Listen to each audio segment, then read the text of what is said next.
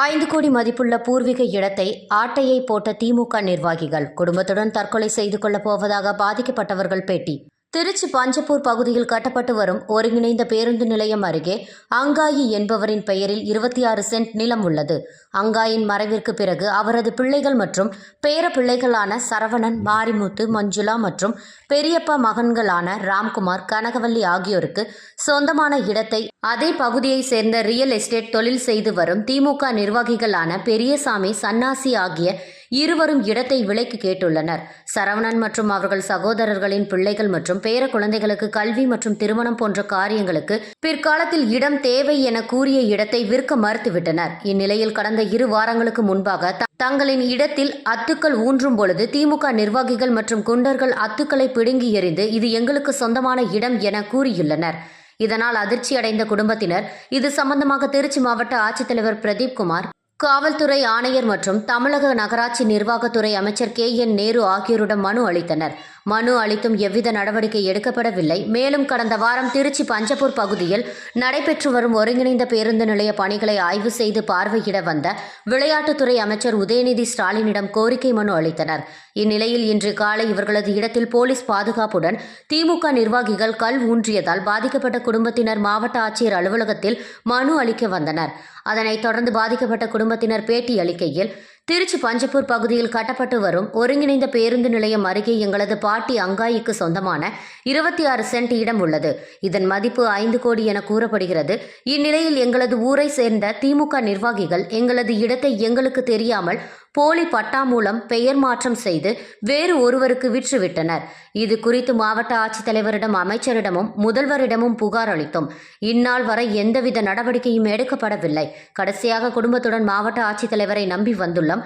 எங்களது இடத்தை எங்களுக்கே மீட்டு தரவில்லை என்றால் குடும்பத்துடன் மாவட்ட ஆட்சியர் அலுவலகத்தில் மண்ணெண்ணெயை ஊற்றி தற்கொலை செய்து கொள்வோம் என தெரிவித்தனர். பூர்வத்து சொந்தம். அந்த இடத்த நம்பி 3 குடும்பம், கூட்டணி குடும்பம், 15 பொம்பளை பிள்ளைங்க இருக்குது. அதை கிரையத்துக்கு கேட்டாங்க. பஸ் ஸ்டாண்டுக்கு பக்கமான இடம். நாங்கள் இப்போ கொடுக்க முடியாது, எங்கள் பிள்ளைங்க பெருசாகட்டும், அதுக்கு பிறகு தான் நாங்கள் அதை செய்ய முடியும்னு சொன்னதுக்காண்டி இவங்க ஏற்கனவே 2 இடத்துக்கு மூலியமாக அவங்க உள்ளே இருந்துட்டு வந்திருக்காங்க. மின்ஜாமியன்னு உண்டு அவங்களுக்கு. ஊரே பயப்படுது அவங்கள பார்த்தா. நாங்கள் நம்ம இடம்தான், நம்ம பட்டா பத்திரம் வச்சுருக்கோங்கிற ஒரு தைரியத்தில் நாங்கள் கண்டுக்காமல் இருந்துட்டோம். கடைசியில் பார்த்தா போலி பட்டா அடித்து பத்திரம் அடித்து செந்தில், பெரியசாமிங்கிற அண்ணன் தம்பி 2 பேரும் கூட்டணியாக சேர்ந்துக்கிட்டு, தம்பி பேர் சன்னாசி, அவங்க அண்ணன் பேர் பெரியசாமி, இப்போ போட்டுக்கிட்டு நாங்கள் கமிஷனர் ஆஃபீஸு, கலெக்டர் ஆஃபீஸு, முதலமைச்சர், கன்றமோடு எங்கே போனாலும் எந்த நடவடிக்கையும் யாருமே எடுக்கலை இது வரைக்கும்.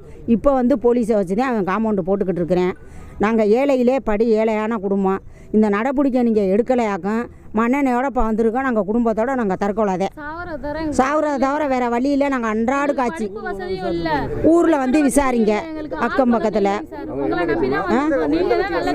திமுக கட்சிக்காரவங்க வலுவானவங்க, வசதியானவங்க. நாங்கள் ஏழைப்பட்டவங்க, எங்களுக்கு எந்த வசதியும் கிடையாது.